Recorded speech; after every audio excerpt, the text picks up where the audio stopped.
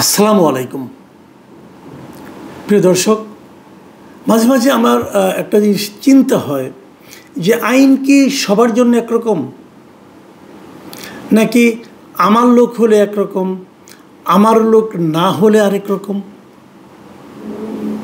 এই কথাটা আমি বললাম এ কারণে যে আমি মিডিয়ার আজকে একটা খবর পড়ে আমি একটু হতভম্বই হয়ে গেছি।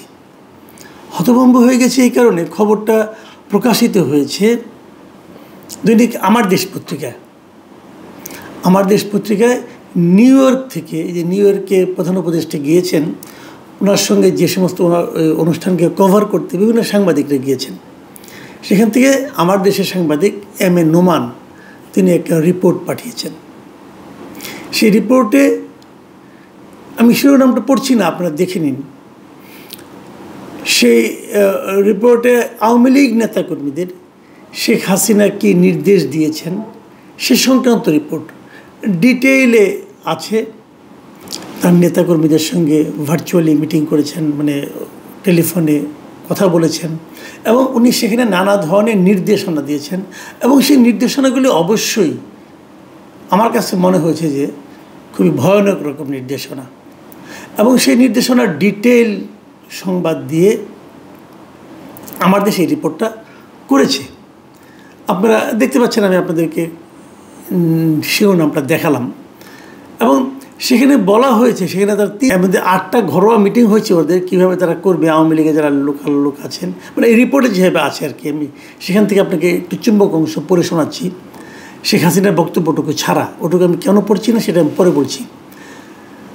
এখানে বেশ কয়েক মিটিং হয়েছে, 8টা ঘরোয়া মিটিং হয়েছে আমাদের, এবং সেখানে প্রায় প্রতিটি সভায় উনি ছিলেন। শেখ হাসিনা প্রতিটি সভায় ভার্চুয়ালি ছিলেন, এবং সেখানে জয় বক্তব্য রেখেছেন মিটিংগুলোতে, এবং তারা নানা ধরনের নির্দেশনা দিয়েছেন, এবং সেই নির্দেশনাগুলো ডিটেইল এই রিপোর্টে কিন্তু আছে। এখন আমি কেন এই কথাটা বললাম যে এই রিপোর্টটা নিয়ে আমি তেমন কোনো কিছু বলতে চাই না, সেটাও আপনাদেরকে আমি একটু বলি। সেই বলার কারণটা হলো যে আপনাদের মনে আছে আজকের থেকে কয়েকদিন আগে, এই বছরেরই মাস 2 আগে, অগাস্টের 22 তারিখে এই বর্তমান অন্তর্বর্তী সরকার একটা নির্দেশনা জারি করেছেন।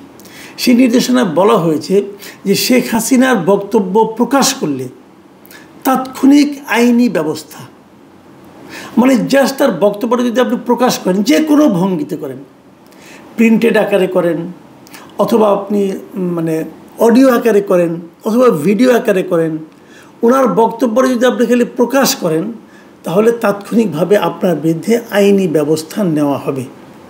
সরকারের এই নির্দেশনা ভালো কি মন্দ সেটা অন্য বিতর্ক। যেমন আমি নিজে এই ধরনের নির্দেশনাকে সাপোর্ট করি না। আমি মনে করি সরকার এই ধরনের নির্দেশনা দেওয়া ঠিক না। এটা নিয়ে আমি তখনই রিপোর্ট করেছিলাম, তখনই আমি বলেছিলাম যে এরকম কিন্তু আওয়ামী লীগ আমলে তারেক রহমানের বক্তব্য প্রচারের উপর নিষেধাজ্ঞা জারি করা হয়েছিল। তবে কী ফল হয়েছিল? কোনো ফল কি হয়েছিল? তারেক রহমান কথা বলেন নাই। তারেক রহমান তার দলের যে স্থায়ী কমিটি মিটিংগুলি হতো, প্রত্যেকটা মিটিংয়ে উনি উপস্থিত থাকতেন না? ভার্চুয়ালি থাকতেন, উনি কথা বলতেন, এবং ওনার কথাকে কোট করে তার দলের শীর্ষ পর্যায়ের নেতারাও জনগণকে অনেক কিছু বলতেন। সবই তো হয়েছিল। যে এই নির্দেশনাটাই আমার বিবেচনায় ছিল, আমার কাছে ভালো লাগেনি, আমার কাছে মনে হচ্ছে অপ্রয়োজনীয় এবং অকার্যকর একটা নির্দেশনা। কিন্তু আমি আগেও বলেছি, বহুবার বলেছি, যে কোনো নির্দেশনা, কোনো আইন আমার পছন্দ নাও হতে পারে, না হলে আমি সেটা সমালোচনা করব যে আইনটা ভালো হয়নি, আমি বলবো এটা কালো আইন।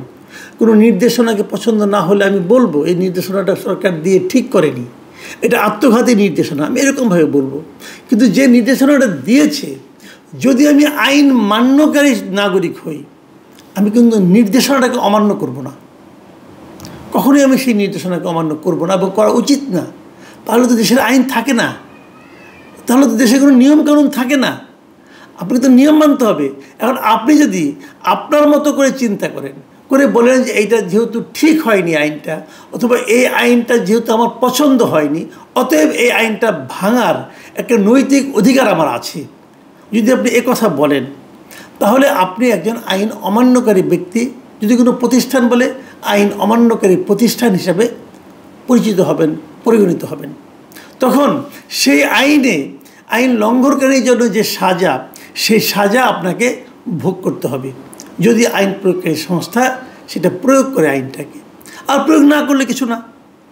এখন আমার দেশ যে কাজটা করেছেন, ওনারা শেখ হাসিনার বক্তব্য কি বলেছেন, কার উপরে কী করতে বলেছেন, কিভাবে কি বলেছেন, এবং সেগুলি কিন্তু সবই কিন্তু আপত্তিকর কথা। সরকারের এই যে ঘোষণা যেটা দিয়েছিল তার আলোকে যে বক্তব্যটা আমার দেশে প্রচারিত হয়েছে, সেটাকে আমি মনে করি না যে মানুষের মধ্যে উস্কানিমূলক বক্তব্য ওখানে ছিল। মানে অনেক কিছু বলা হয়েছিল যেটা আমি নিজে পড়লাম না, এই কারণে যে আমি আইনটা মানি, আমি সরকারের আইনটাকে মানি, এই জন্য আমি এটা বললাম না। উনি কী বলেছেন, আমি যদি বলতাম আমার দেশ বলেছে, আমি আমার দেশ থেকে পড়ে শোনাচ্ছি, তাহলে কিন্তু আমি মনে করি সেটাও আমি ঠিক করতাম না। এই কারণে করতাম না যে আমার দেশ একটা অন্যায় করলে সেই অন্যায়টা আমার করার কোনো জাস্টিফিকেশন ক্রিয়েট হয় না। অমুকে অন্যায় করেছে অথবা আমিও করতে পারি, এটা কিন্তু কোনো যুক্তি না। আমি বরং আশা করব সরকার আমার দেশের ব্যাপারে এই ব্যাপারে একটা ব্যবস্থা নেওয়া উচিত।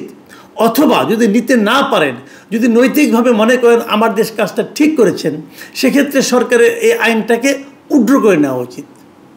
সরকার কি করবেন? সরকার যদি উড্র না করে নেন, তাহলে এই আইনটা এখন এই আমার দেশকে উদাহরণ হিসেবে দেখিয়ে অন্য অনেক মিডিয়া এখন এটা প্রচার করবে।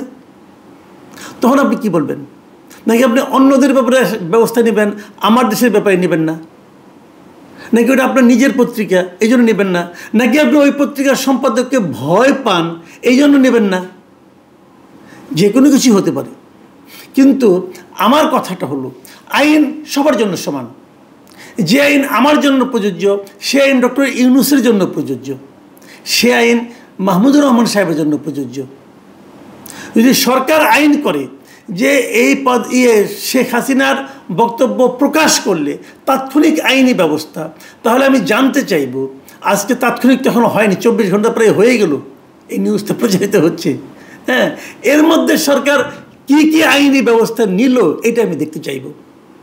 যদি সরকার আইনি ব্যবস্থা না নিতে পারে, তাহলে এই সরকারের করা আইনকে কেউ কি মানবে? আর অথবা এই আইন যারা প্রণয়ন করেছে তাদেরকে লোকে সম্মান করবে? অথবা এই আইন যারা প্রয়োগ করার দায়িত্বে আছে তাদেরকে লোকে সম্মান করবে? কি হবে? দেখুন, রিপোর্টটা যিনি পাঠিয়েছেন এমএন নোমান, একসময় আমার মানে সহকর্মী ছিলেন। আমি ওনাকে পার্সোনালি খুব পছন্দ করি। আমি কিন্তু ওনার উপর কোনো দায় চাপাচ্ছি না, এইখানে চাপাচ্ছি না। উনি যে পাঠিয়েছেন ওনার পাঠাতেই পারেন, রিপোর্টাররা অনেক কিছুই পাঠান, কিন্তু সেটা ছাপা হবে কি না হবে সেগুলো সম্পাদকীয় নীতি, সেগুলো সম্পাদকের সিদ্ধান্ত। এবং আমার দেশের সম্পাদক মাহমুদুর রহমান সাহেব উনি এটা ছাপিয়েছেন, তার মানে উনি নিজেকে রাষ্ট্রের আইনেরও ঊর্ধ্বে মনে করেন বলে ছাপিয়েছেন, অথবা উনি আইন ভেঙেছেন জেনে শুনে,